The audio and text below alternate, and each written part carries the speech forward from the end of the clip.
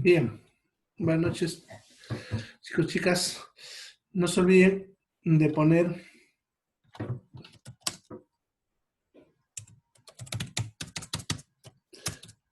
su nombre en el chat.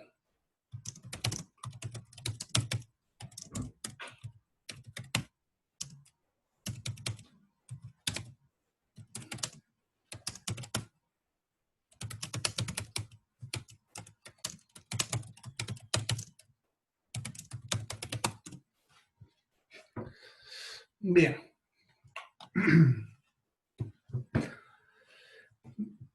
Bueno, entonces continuando con nuestro avance en fisioterapia, ya le he estado subiendo material al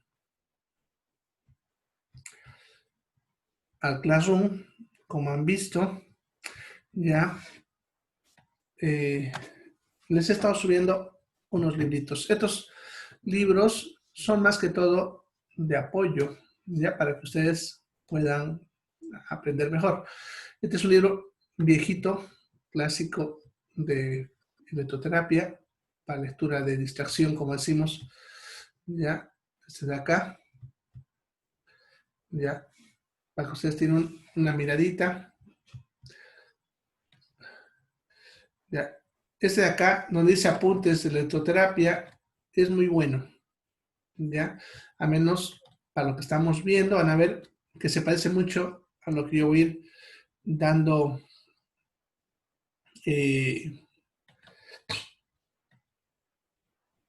clases con ustedes, ¿ya?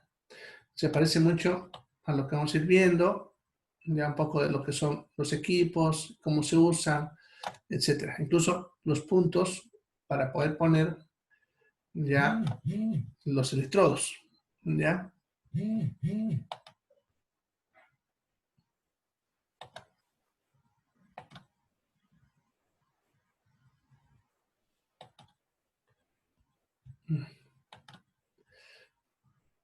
Pero no lo tengo.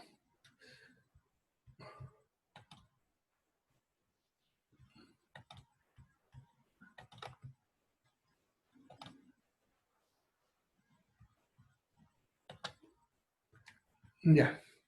Entonces va a servir bastante en la práctica, ¿ya?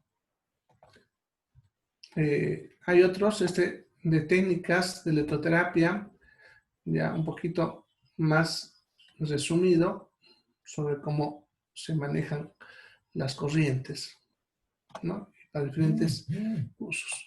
Bueno, eso para que ustedes también vayan ya enfocándose más en lo que hacemos. Y aquí hay un manual del TENS, que son los equipos que se usan en lo que es fisioterapia, ¿ya? ¿No? Para que vayan viendo cómo es su uso, ¿ya? Pero de ese equipo específico, ¿ya? Les va a subir unos videos de otro docente, ¿ya? Que habla sobre lo que es la corriente rusa y otros. ¿Ya? Bien, vamos a donde hemos quedado. Estábamos viendo principios de electricidad y estábamos viendo algunas características que generan la electricidad. Ya, uno de ellos es el calor. Acuérdense que les he dicho que la electricidad cuando pasa por un punto va a generar calor dependiendo de la resistencia. ¿Ya? A mayor resistencia que tiene un tejido, mayor calor. Por eso, ¿se acuerdan? Habíamos visto que habían algunos tejidos que eran más conductores, otros eran menos conductores. Si tenemos un tejido que es más conductor, como hay menos resistencia, va a generar menos calor. Y si pasa por un tejido que es menos conductor, va a generar más calor. ¿Ya? Bien. Ay, perdón. Ya. Entonces, la velocidad a la que puede transmitirse la electricidad o lo que es la transmisión energética por un tejido dependerá de dos factores. Uno, de la potencia de la electricidad que hago pasar. ¿Se acuerdan? Eso se medía en cuanto a lo que es el voltaje. Y segundo, la capacidad de los tejidos para asimilarla.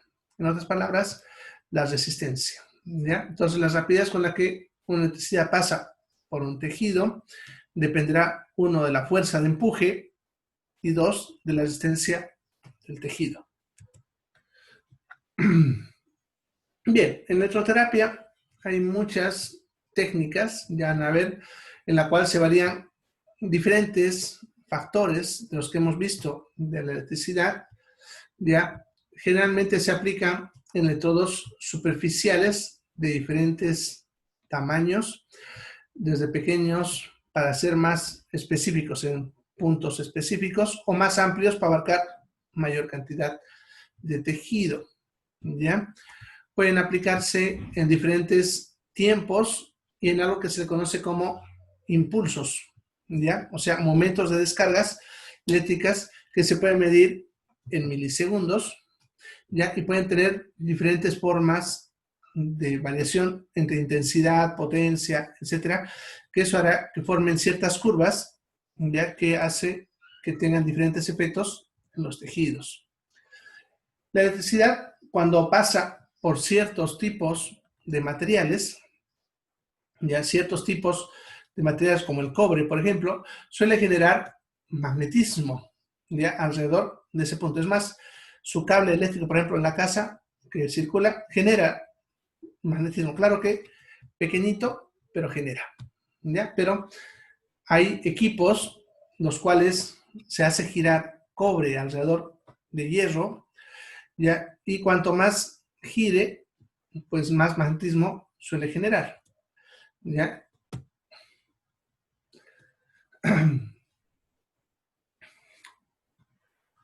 Bien, tenemos algo que se llama como inductancia, ¿ya? ¿A qué se refiere eso? La inductancia es cuando nosotros damos variación de potencias, ¿no? O de intensidad. En otras palabras, no es un flujo constante, sino hay momentos que pasa, momentos que no pasa, ¿no?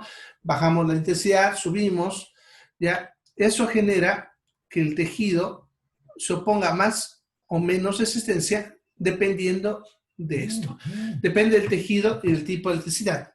En algunos tejidos generará más resistencia, eso genera, por lo tanto, que el calor se vaya incrementando. Y en otros puede que genere menos resistencia, haciendo que los tejidos, podemos decir, que se adapten a esa electricidad. Ese punto es importante porque cuando un tejido se adapta a cierto tipo de corriente, va a dejar de responder de la forma que nosotros esperamos. Ya podemos que hayamos estado estimulando algún tejido para que genere ya sea contracción muscular o de repente calor, como decía hace rato, ya, pero si ese tejido tiene inductancia y se va acostumbrando a esa corriente, ya no vamos a tener ese efecto, va a desaparecer. ¿Ya? Bien. Luego tenemos lo que se conoce como capacitancia. ¿Ya? Cuando tenemos cargas de signos contrarios, es lo que aún es necesario ver el magnetismo también se aplica, ¿no? Cargas del mismo tipo ya se van a repeler y cargas contrarias se van a atraer, ¿no? Entonces, eso genera un flujo de electricidad en una dirección determinada, ¿ya? Normalmente los equipos solemos colocar como mínimo 2 electrodos, ¿ya? Un punto de entrada y un punto de salida, ¿no? Dependiendo de dónde coloquen, la electricidad va a seguir cierta dirección, ¿ya? Entonces, ponle, ustedes ponen entrada por aquí y salida por acá, entonces tendrá esa dirección. Si tengo la entrada acá y la salida acá, tendrá esa dirección, ¿ya? Ya que si son del mismo polo, se atraerán. ¿Ya? Ahora, hay equipos que tienen una sola salida y varias entradas, ¿no? Equipos que conectan un solo punto por donde va a salir electricidad, que se le conoce como punto neutro, ¿ya? Y varios electrodos de entrada, ¿ya? Entonces, por ejemplo, puedo tener un punto acá de salida y tener varios aquí alrededor, todos seguirán esa dirección, ¿no? De tal manera que se puede hacer que la electricidad siga un patrón determinado y al hacer eso puede pasar por cierto músculo también determinado, ¿ya? Siguiendo la dirección del músculo, ¿ya? Bien, el efecto anódico es el efecto ya que se suele observar en el tejido, o sea, ya en nuestro cuerpo, ¿ya? Donde al ingresar la electricidad a nuestro tejido va a haber una diferencia de potenciales, ¿ya? Teniendo en cuenta que la electricidad se va a disipar en los tejidos, vamos a tener diferentes tipos de potenciales, ¿ya? Eso se conoce como efecto anódico, ¿ya? Eso va a hacer que la potencia de electricidad que está moviendo por el tejido sea diferente al que se está introduciendo, ¿ya? Entonces podemos tener cierta intensidad, pero al ver el efecto anódico en el tejido va a ser diferente. Bueno, conductividad, eso ya se había explicado, es el hecho de que un material pueda más fácilmente o más difícil conducir la electricidad, ¿no? La resistividad se refiere a lo contrario, cuando un material se resiste al avance de la electricidad. Bien, esto es lo mismo que vimos cuando hablamos de resistencia. Bien, tenemos entonces electrodos. En cuanto hablamos de resistencia, ya de diferentes capacidades de resistencia, que eso generalmente depende de su frecuencia. Aquí está. Ya.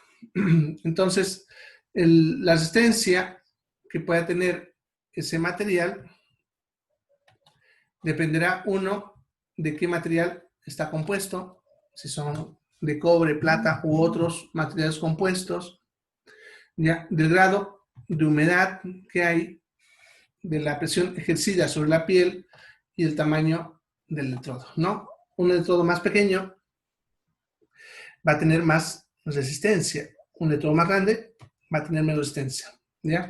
En cuanto a la presión, el detalle está en que entre el electrodo y la piel hay una pequeña capa delgada de aire y humedad. Entonces, en esta capa se puede generar mucha resistencia, ¿ya? Y acuerden que cuando se genera resistencia, se genera calor. Por lo tanto, si un electrodo no se presiona de forma adecuada contra la piel, puede generar calor que puede terminar quemando esa zona de la piel. ¿Ya? Entonces debe presionársela y además de eso se debe colocar algún gel conductor ya que facilite el paso de electricidad del electrodo hacia la piel. Ya así no genera esa resistencia y por lo tanto ese calor. Ya, ya, bueno, aquí es lo que les decía hace rato, ¿no? El electrodo más pequeño, mayor resistencia. Mayor tamaño, menor resistencia.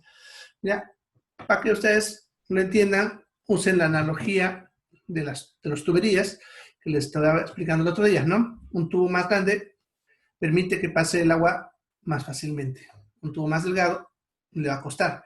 Y lo mismo es aquí. La electricidad que pasa por un electrodo más grande va a ser más fácil que pase, menos resistencia, por lo tanto.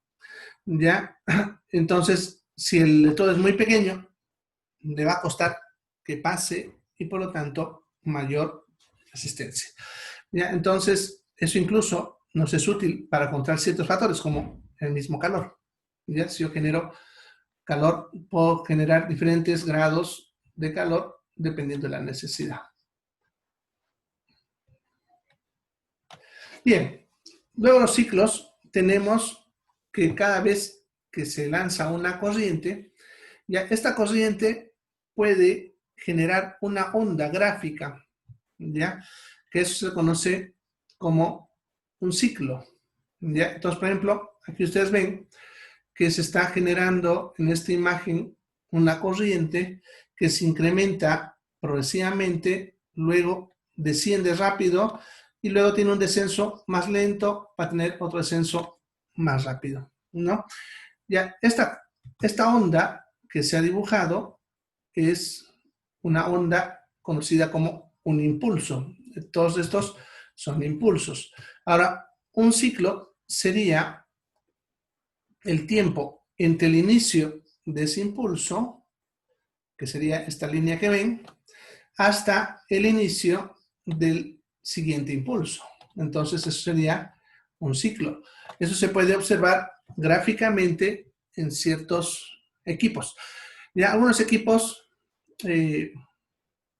ya vienen programados con todo esto, así que no necesitamos ver la onda. Sin embargo, hay equipos que nos muestran la onda de cada ciclo, ya que cuando vamos más adelante en electroterapia, cada ciclo tiene diferentes efectos en el organismo.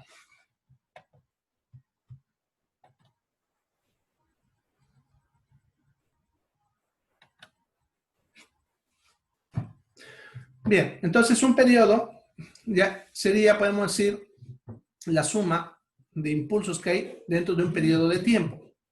Ya aquí, por ejemplo, tenemos como tiempo definido un segundo, ¿ya? ¿No? Y tenemos varios ciclos.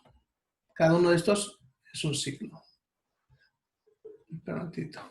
¿Ya? Entonces, por ejemplo, este es un impulso que, por lo tanto, el inicio de este impulso hasta donde termina sería un ciclo. ¿Ya? Y un periodo sería todos los ciclos dependiendo del tiempo que están midiendo. En este caso, un segundo. ¿Ya? Entonces, por ejemplo, en este tenemos, como ven, como ejemplo, 8 ciclos por segundo. Ese sería el periodo. ¿Ya? Entonces, en un segundo tengo 8 ciclos. ¿Ya?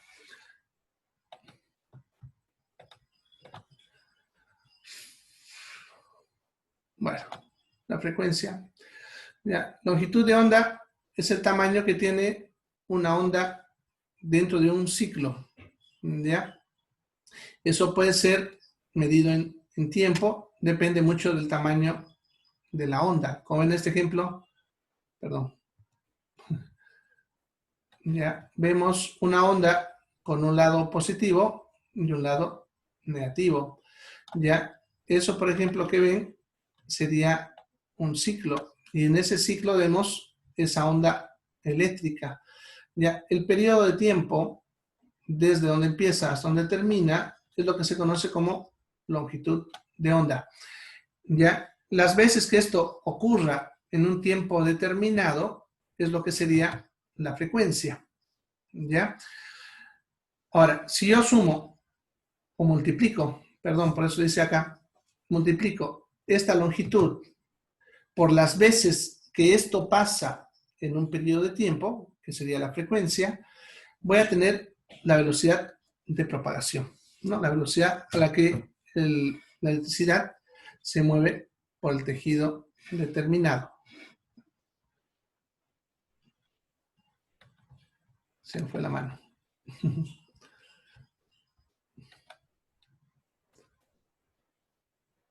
Ya. Bien, ¿cuáles son las corrientes más usadas en electroterapia, ¿no? Y ahorita vamos a ver cómo los usamos. Ya, se usan las corrientes dependiendo de los efectos que pueden producir. Entonces tenemos según qué efecto produce el organismo, según el modo en que se aplica, según su frecuencia y según la forma de onda. Según eso vamos a clasificar las diferentes corrientes que más usamos. ¿Ya? Bien. Primero, según los efectos, tenemos las que generan cambios electroquímicos, las que estimulan al músculo, por eso son motores sobre el nervio y el músculo. Aquí bueno, después lo acomodo. ¿Ya? Esto se me subió. Este es el tercero. Esto. ¿Ya? Acción sobre nervios sensitivos. Eso significa que bloquean el dolor y pueden generar aporte energético para el organismo. Entonces son 4 efectos que pueden generar la electroterapia en el organismo. Están viendo cambios electroquímicos, estimulación motora, ya, bloqueo sensitivo y aporte energético. Según cómo se lo aplique, tenemos corrientes con pulsos aislados, o sea, un solo impulso y nada más. Trenes o ráfagas que genere varios impulsos en secuencias, ¿no? Por decirles, 3 impulsos, descansa un ratito. 3 impulsos, descansa, ¿no? Ya. También tenemos los de aplicación mantenida, o que se llama de frecuencia fija, o sea que manda una sola corriente todo el tiempo, pero con ciclos determinados de frecuencia. ¿Ya? Y corrientes con modulaciones en los cuales podemos regular ya que los impulsos tengan mayor, menor intensidad.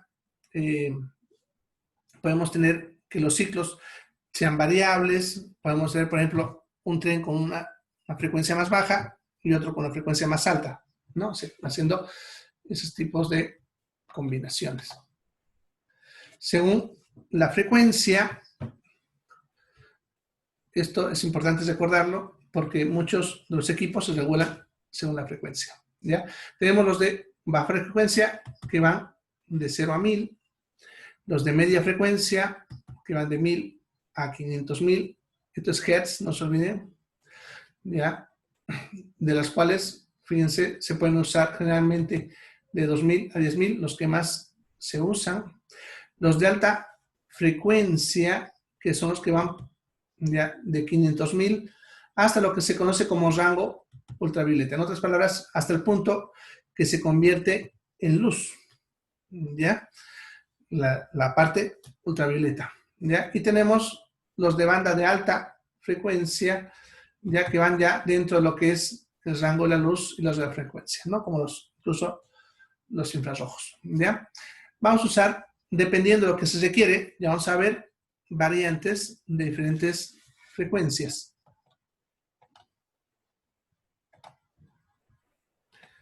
Según las formas de la onda,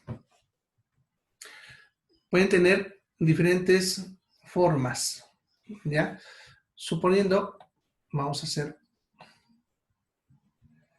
una línea, suponiendo que esa línea es la línea de base, acá, así, ¿ya? Si la corriente se mantiene, vámonos, constante acá arriba, ¿ya? Ese es de flujo constante y mantiene la polaridad, ya sea positiva o negativa. ¿Ya? De flujo interrumpido, manteniendo la polaridad, significa que, ya, vámonos, sube la onda y baja. Baja, sube y baja, pero no pasa hacia el lado negativo, mantiene una sola polaridad, pero ya flujo interrumpido. ¿Ya? Podemos tener de flujo constante invirtiendo la polaridad, significa hacia el lado contrario, la parte negativa.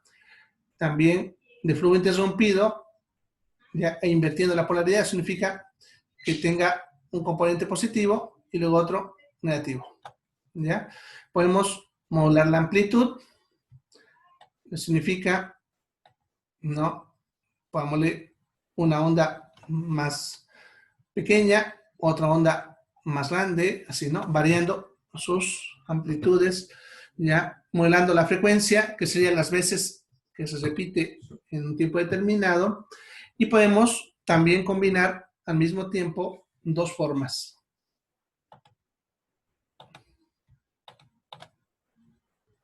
Bien, esto es lo mismo que les he dibujado hace ratito, ¿ya? Aquí estaban les mencionaba, solamente que aquí está dibujado. Bien, entonces, bueno, lo mismo. Ya solamente las diferentes ondas. Entonces, por ejemplo, las alternas, como ven, con baja frecuencia, mucha frecuencia, bifásicas, ¿no? Un momento de una frecuencia, otro momento de otra frecuencia. ¿Ya? Bien, vamos a pasar a ver directamente los usos prácticos en electroterapia.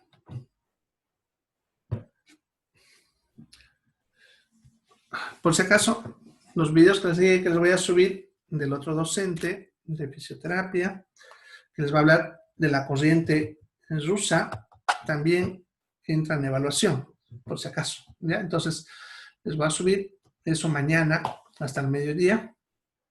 ¿Ya? Y eso también, véanlo, cuenta como avance. Les voy a explicar cómo trabaja la corriente rusa, sus usos, etc. Bien, entonces las corrientes de uso terapéutico pueden ser de corriente directa o alterna. ¿Ya? Las corrientes directas son las que mantienen la polaridad, como la que vimos rato. Ya aquí les muestra, ¿no? Esta, por ejemplo, vean, el voltaje sube, pero mantiene, no invierte hacia abajo. ¿Ya? Eso se llama corriente directa y también se suele llamar corriente continua. Es lo que usan los equipos electrónicos, por ejemplo, ¿ya? La corriente directa o continua, ¿no? Luego está la corriente alterna, que es la que suele invertir su polaridad, ¿ya? Como ven, en momentos está positivo, en momentos está negativo. Esta, por lo tanto, genera los famosos ciclos que estábamos hablando hace rato.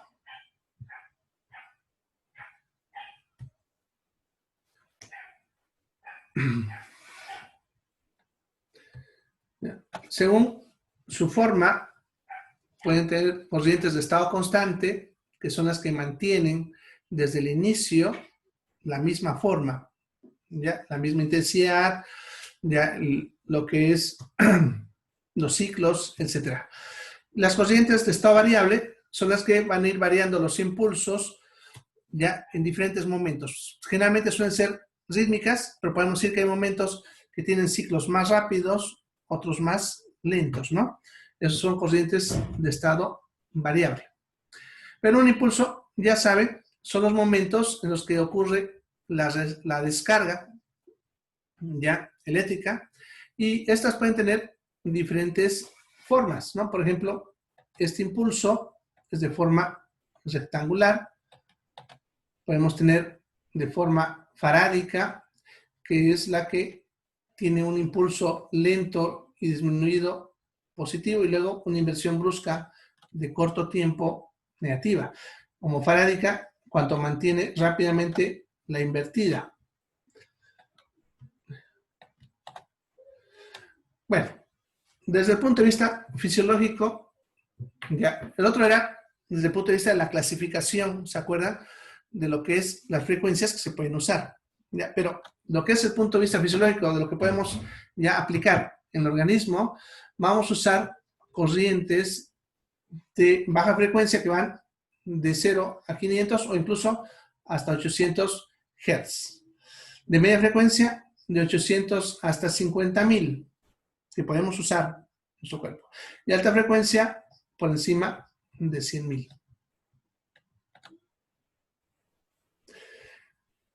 Bueno, los efectos fisiológicos que puede generar, térmicos, ya saben, puede generar calor, cambios químicos o diferentes estímulos fisiológicos dependiendo del órgano que se le aplica, ¿no? Ya, por ejemplo, en el músculo, contracción muscular. Bien, aquí sí, ya vamos a demorarle un poquito, que esto es lo que más me interesa. Ya, esto de aquí es lo que ustedes más tienen que aprenderse. ¿Ya? Si bien lo otro, les voy a preguntar, porque es importante tener una base, pero lo que ustedes sí o sí deben saber es para qué sirve, en qué respuesta se espera, y qué debemos, en qué pacientes no debemos usar este tipo de electricidad. ¿Ya?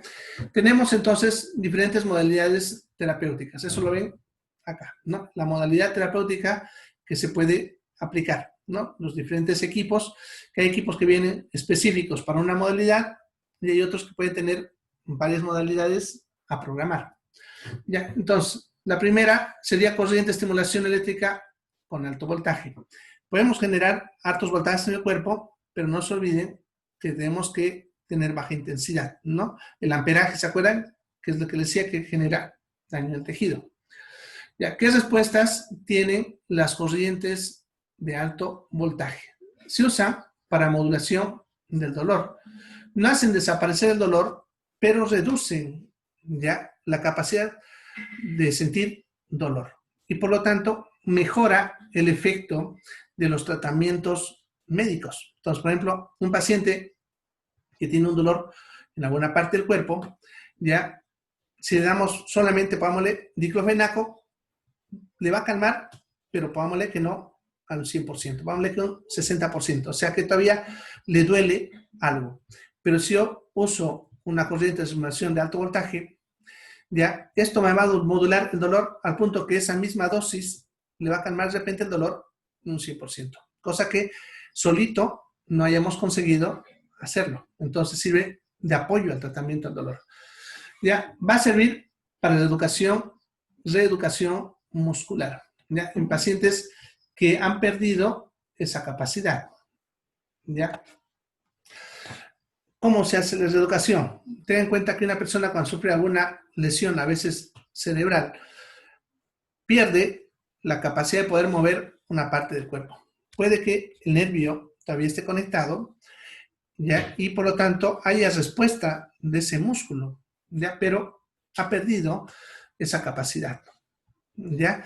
Entonces, para enseñarle de nuevo a mover más rápidamente, porque obviamente puede que él aprenda solo, igual como un niño aprende a caminar, pero estamos hablando que no podemos darnos varios años como el niño que está creciendo para aprender a mover en una persona adulta. Entonces tenemos que hacer que la educación sea rápida. Entonces se genera estimulación en los músculos de tal manera que el paciente va sintiendo cómo va a ser el movimiento, ¿no?